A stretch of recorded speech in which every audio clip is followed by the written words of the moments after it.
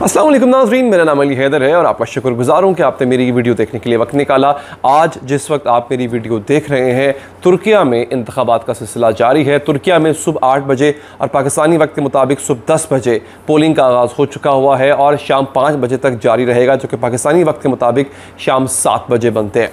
तुर्किया में इंतखाबात जो हो रहे हैं, इसमें कांटे का मुकाबला है। रजब तैयब एर्दोगान की पोजीशन इस दफ़ा मजबूत नहीं बताई जा रही। कहा जा रहा है कि उनको शिकस्त का सामना हो सकता है, गो के बहुत ही कलील से बड़े छोटे से मार्जिन से शिकस्त का सामना होगा, लेकिन हो भी सकता है।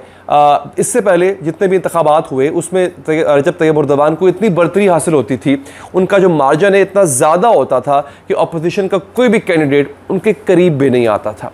अब की बार क्या हुआ? अब की बार ये हुआ है कि अपोजिशन ने एक इत्तेहाद किया है। 6 जमाती इत्तेहाद है जो रजब तैयब एर्दोगान के अगेंस्ट आन खड़ा हुआ है। रजब तैयब एर्दोगान को, और ये तुर्की के इलेक्शंस के कानून है कि आपको 51% या 50% से ज़्यादा वोट हासिल करने हैं। ऐसा नहीं हो सकता कि 30% आपने हासिल किए हों, 20% आपने और बकिया 4-5 कैंडिडेट्स ने 20-20% हासिल किए हों, आपके चूँकि सबसे ज़्यादा 30% हैं, आप सदर बन जाएंगे। नहीं, आपको तुर्की की आवाम की कम से कम 50 से ज़ायद या 51% हिमायत हासिल होनी चाहिए, तब जाके आप सदर के लिए मुंतखब हो सकते हैं। टोटल जो रजिस्टर्ड वोटर्स हैं टर्की में, उनकी तादाद है 6 करोड़।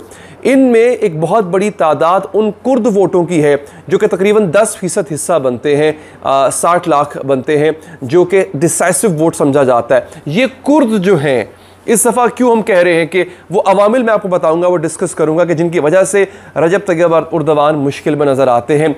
अर्तुगरुल ड्रामे के जो हीरोज़ हैं, उन्होंने भी तैयब एर्दोगान की हिमायत का ऐलान कर दिया है। इसके साथ साथ इन्होंने 2 दिन पहले तैयब एर्दोगान ने एक बड़ा कमाल काम किया जो कि होना नहीं चाहिए था। इसको बाज़ लोग बड़ी तनकीदी निगाह से देख रहे हैं कि रजब तैयब एर्दोगान ने जाते जाते सरकारी मुलाजमीन के तनख्वाहों में 45%, बहुत बड़ा इजाफा होता है, 45% तक इजाफा कर दिया।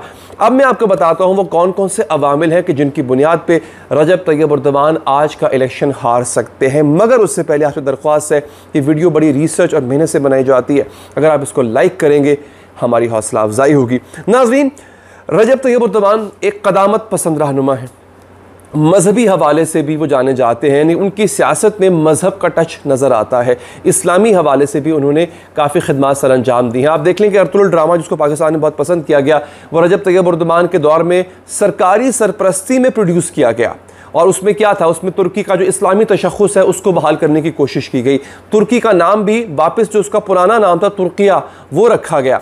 और फिर इसके साथ साथ मगरिब के साथ जो नोक झोंक तुर्की की रजब तैयब एर्दोगान के सदारती दौर में रही है, वो इससे पहले कभी नहीं रही है। तुर्की को बड़ा मगरिब नवाज मुल्क समझा जाता था, मगर रजब तैयब एर्दोगान के दौर में तुर्की ने मगरिब के साथ मुख्तलिफ मामलात पर तनाज़ा अख्तियार किया और उनका जो है वो आपस में चपकलिश चलती रही। ख़ास तौर पे जो मजहबी एक हिस्सा है तुर्की का, वो बड़ा नुमायाँ नज़र आया। उसमें कश्मीरियों की हिमायत, फ़लस्तीन की हिमायत, पाकिस्तान, तुर्की और मलेशिया का आपस में मिलके एक ऐसा टीवी चैनल बनाने का फ़ैसला, जो कि हो नहीं सका, लेकिन फ़ैसला किया गया था जिसमें कश्मीरियों के और फ़लस्तीनियों के हकूक़ को उजागर किया जाएगा। तो मगरिब के साथ मुख्तलिफ़ अदवार में तुर्की ने सदर रजब तैयब एर्दोगान के दौर में फड्डा मोल लिया है और मगरिब की पॉलिसीज़ को रिजेक्ट किया है। लिहाजा मगरिब की नज़र में भी रजब तैयब एर्दोगान काबिल कबूल नहीं रहे।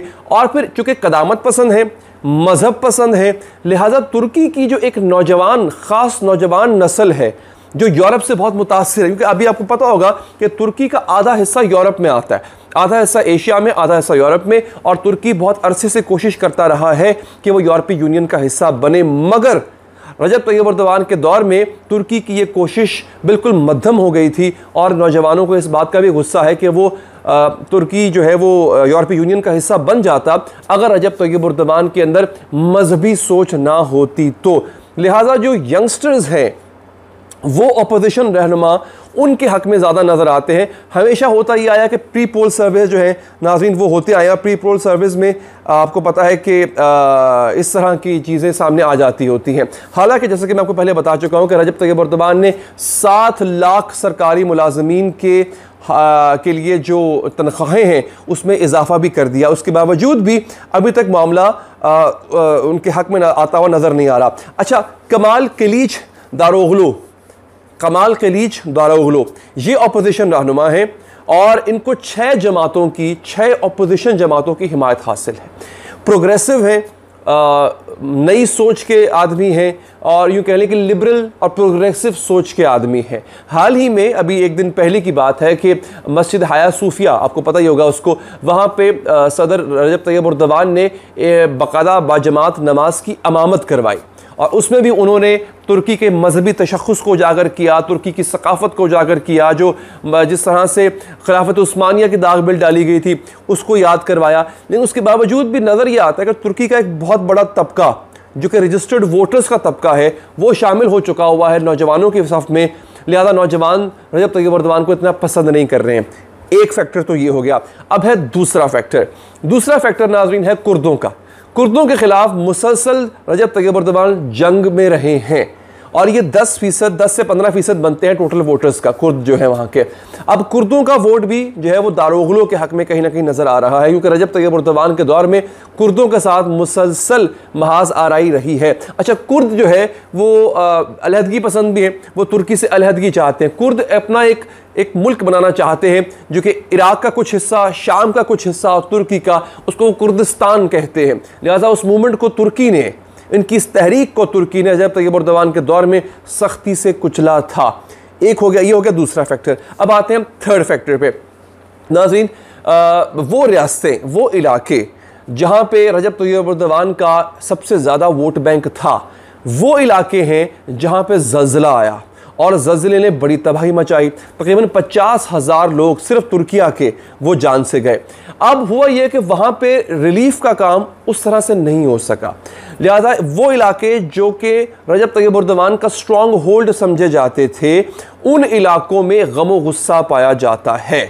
वो गम गुस्सा भी कहीं ना कहीं एक अहम फैक्टर बन सकता है तुर्किया के रजब तैयब एर्दोगान की शिकस्त का, अगर शिकस्त होती है तो। और अब चौथा फैक्टर हम डिस्कस करते हैं, वो है मुसलसल माशी बहरान। चूँकि रजब तैयब एर्दोगान ने मुख्तलिफ अदवार में, मुख्तलिफ सालों में मगरिब के साथ महाज आराई जारी रखी हुई थी, लिहाजा जो तुर्की का रुपी है, जो उनका जो करेंसी है, वो मुसलसल नीचे आता गया। अब उससे मईशत को नुकसान पहुंचा। तो नौजवान नस्ल में कहीं ना कहीं ये भी एक गम गुस्सा पाया जाता है कि इनके दौर में मईशत को भी नुकसान पहुंचा। बट अगेन, अब जब आप मेरी वीडियो देख रहे हैं, फिलहाल मैं बना रहा हूँ, पोलिंग का अमल जारी है, सियासत है, कुछ भी कहा जा सकता है, कुछ भी हो सकता है, तैयब एर्दोगान जीत भी सकते हैं।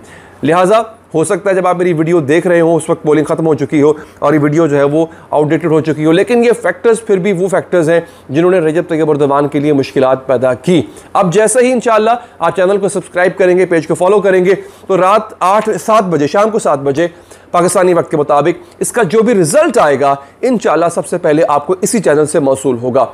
टिल देन अपना बहुत ख्याल रखिए। अल्लाह ने के बाद।